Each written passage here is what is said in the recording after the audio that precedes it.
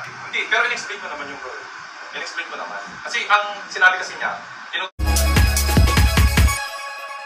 Mr. Jano Gibbs itinuturong isa sa main suspect sa pagpanaw ng kanyang ama na si Mr. Ronaldo Valdez. Dahil nga po ito sa napakalaki at milyon-milyong perang posibleng manahin ni Jano Gibbs kapag namatay ang kanyang ama na si Mr. Ronaldo Valdez. Recently, nagkaroon po ng investigasyon at nagbigay na nga mismo ng pahayag itong si Jano Gibbs patungkol nga po sa biglaang pagpanaw ng kanyang ama na si Ronaldo Valdez.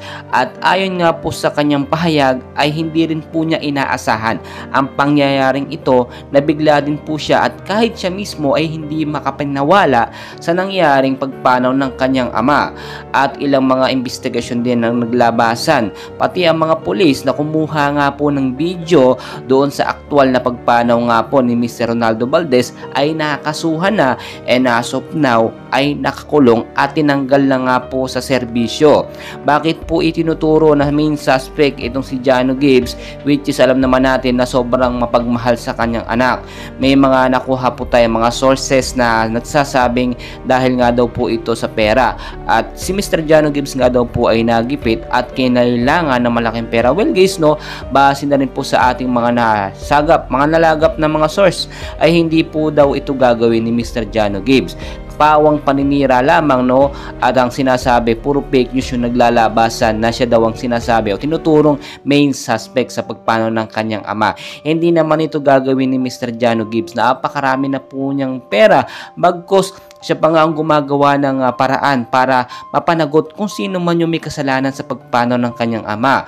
Ayon din po sa ilang mga sources natin or sa mga lumabas na investigasyon ay natural way na pagpanaw ang nangyari nga po dito kay Mr. Ronaldo Valdez, at wala daw pong kinalaman or wala daw pong sabuatan na nangyari sa pagpanaw niya.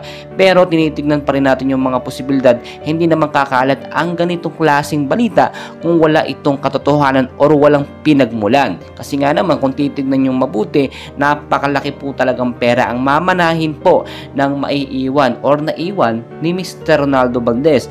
At unang-una na nga po dyan na magmamana ng milyong-milyong pera ay itong si Mr. Jano Gibbs.